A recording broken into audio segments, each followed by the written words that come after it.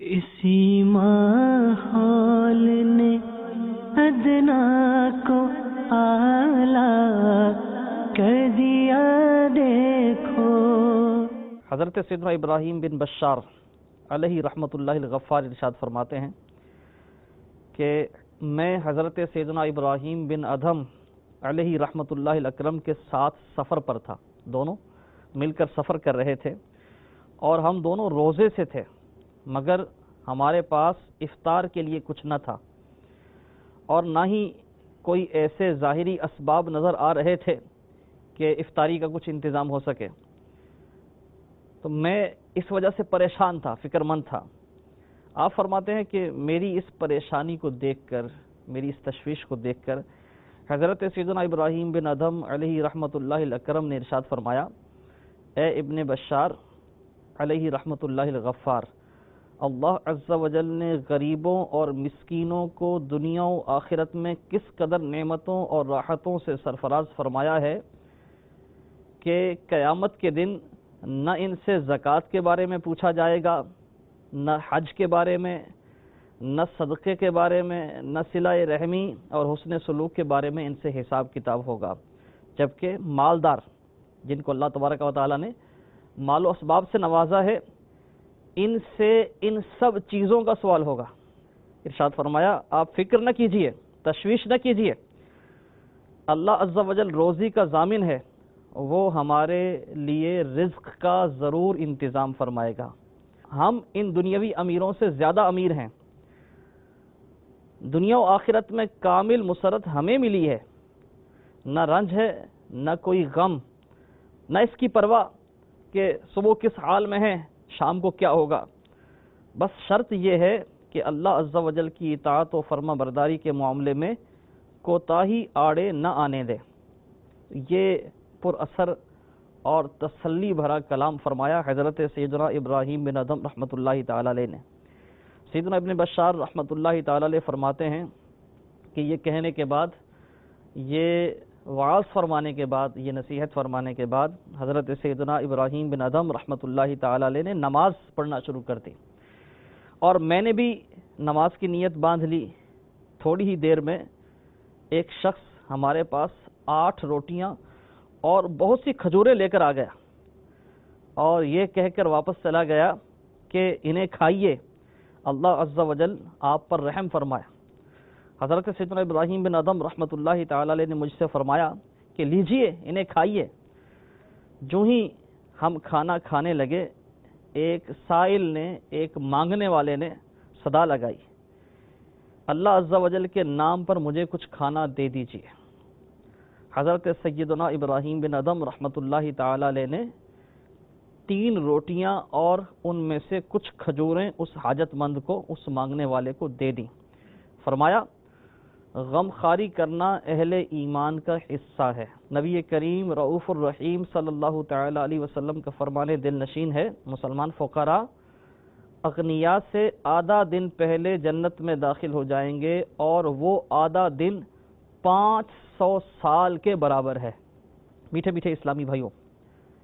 یہ فضائل اس غریب مسلمان کے لیے ہیں جو اپنی غربت پر صبر کرے،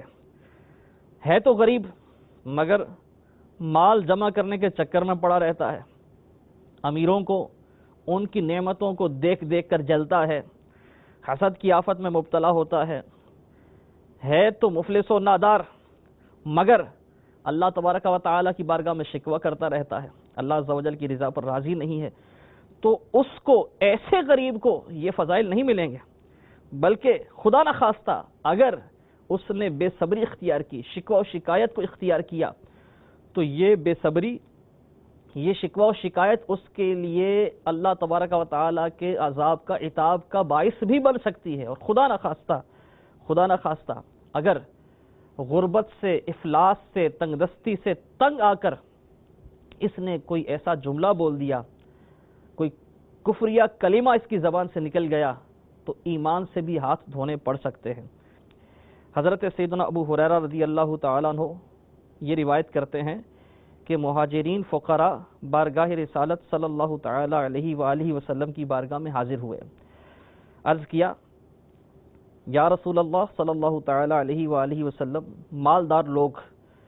بلند مراتب اور ابدی نعمتیں لے گئے۔ سرکار صلی اللہ تعالی علیہ وآلہ وسلم نے ارشاد فرمایا، وہ کیسے؟ عرض کی، وہ ہماری طرح نماز پڑھتے ہیں،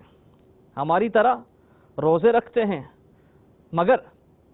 وہ صدقہ کرتے ہیں، ہم نہیں کر سکتے۔ وہ گردنیں چھڑاتے یعنی غلام آزاد کرتے ہیں، ہم نہیں کر سکتے۔ تو سرکار علی وقار غریبوں کے غم گسار صلی اللہ تعالی علیہ وآلہ وسلم نے ارشاد فرمایا، کیا میں تمہیں ایسی چیز نہ سکھا دوں جس کے ذریعے تم ان لوگوں کے ساتھ مل جاؤ جو تم سے آگے ہیں، اور ان پر سبقت لے جاؤ جو تم سے پیچھے ہیں، اور کوئی بھی تم سے افضل نہ ہو سوائے اس شخص کے جو تمہاری طرح عمل کرے۔ صحابہ کرام علیہم رضوان نے عرض کی، یا رسول اللہ صلی اللہ تعالی علیہ وآلہ وسلم ضرور سکھائیے۔ ارشاد فرمایا، تم ہر نماز کے بعد 33 بار تسبیح یعنی سبحان اللہ، تحمید یعنی الحمدللہ، اور تکبیر یعنی اللہ اکبر پڑھا کرو۔ غریبوں کے لیے ایک اور خوشخبری، حضرت سیدنا عبداللہ بن عمر رضی اللہ تعالیٰ عنہما یہ روایت کرتے ہیں کہ سردار مکہ مکرمہ سلطان مدینہ منورہ صلی اللہ تعالی علیہ وسلم کا فرمان جنت نشان ہے، میں نے جب جنت کو ملاحظہ کیا، دیکھا کہ جنتیوں میں اکثر تعداد فقراء یعنی غریب لوگوں کی ہے۔ میٹھے میٹھے اسلامی بھائیوں، ہمیں ہر حال میں اللہ عز و جل کی رضا پر راضی رہنا ہے، اور غربت و افلاس کا شاکی ہو کر اپنے مقصد سے پیچھے نہیں ہٹنا۔ ہمارے وہ اسلامی بھائی، وہ اسلامی بہنیں جو دین کی خدمت کا جذبہ رکھتے ہیں، چاہے کیسے ہی حالات کیوں نہ ہوں، آپ مدنی کام نہ چھوڑیے، سنتوں بھرے اجتماعات میں شرکت کرتے رہیے،